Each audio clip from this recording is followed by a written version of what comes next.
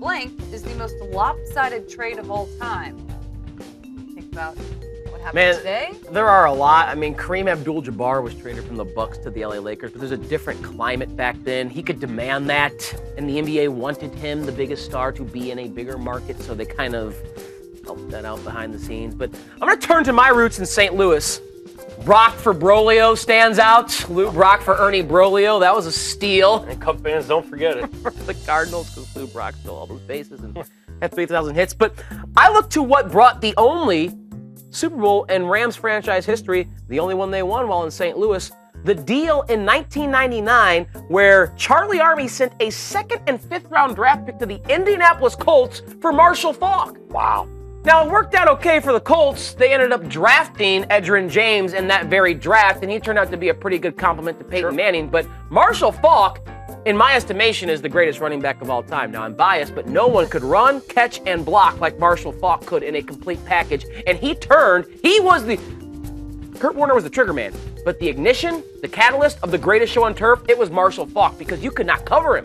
Put him in the backfield, he'll run for 100. Line him up as wide receiver, he'll catch 10 passes for 100 yards. He was the previous version of Le'Veon Bell or David Johnson, what we see today. So the fact that it only took a second and a fifth to put one of the best running backs in the history of the game in that backfield and make it the greatest offense we had seen in the NFL to that time, I'm going to call that the most lopsided trade in NFL history. Yeah, it doesn't equal Marshall Faulk. So I don't care what you got with the second and fifth rounder. No. And a lot of coaches, a lot of people around the NFL said Marshall Faulk was the smartest football player they were ever around. I don't ever doubt that for a second. It's a good answer, but it's not the right answer. There's only one answer to this, and that's Babe Ruth being traded from the Boston Red Sox, where he helped them win championship after championship, to the New York Yankees for what? $100,000 and a loan for $300,000. So the Red Sox owner at that point was also dabbling in Broadway musicals. Harry Frizet could put on his beautiful world-stopping musical, Na Na Nanette, which is probably the exact same thing that some Boston Red Sox hardcore fan got the Boston Herald, and he was married to some poor sap named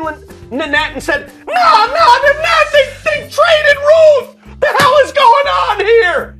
It literally sent the balance of power in Major League Baseball 180 degrees. From the Red Sox, who had the best pitcher and hitter in baseball, that's what Ruth was, to the Yankees, and then the Yankees went on their long run. It was really an incredible thing when you look back on it, for $100,000 and a loan to fund a Broadway musical. Still one of the most head-scratching things, but like you said about Jabbar, just a different era at that time. And it's so bizarre when you lay it out there. Na Na Nanette. A musical was the reason. We threw this question and fill in the blank out to you guys, and here's what you said. David said Addison Russell for Jeff Samardzija. Maybe one day. I don't know if we can look at it right now as the most lopsided. Yeah, and that's kind of with Kyle Korver. It's hard to tell right now how this is all going to pan out. But Drew, George Hill for Kawhi Leonard. Okay, that's closer. That's closer. Way closer. That's at least in the top 1,000. Right. I mean, he's already an NBA champion and NBA top Finals player, MVP. Without a doubt. George Hill, not so much. Good Cisco thing. You think about some other players that have been traded on draft day. Kobe Bryant. For Vlade, an aging Vlade. Are you kidding me? Dirk Nowitzki, drafted by the Milwaukee Bucks. But in both Kobe and Dirk's case, at draft time, you just didn't know that they were going to be legendary. In some of these cases, Marshall Faulk was already great. Yeah, he was already a lot of the time, that's how these trades are. You just have to wait and see how they play out. No, Nanette! It's my favorite musical. It's a good one. It's a really Act 2 is just spellbinding. See, I like the opening scene. No, you would. I have no idea what Na Na Nanette is. And you could have told me it was... He wouldn't. Na Na Nancy. Yeah, of course you would. Sure, whatever.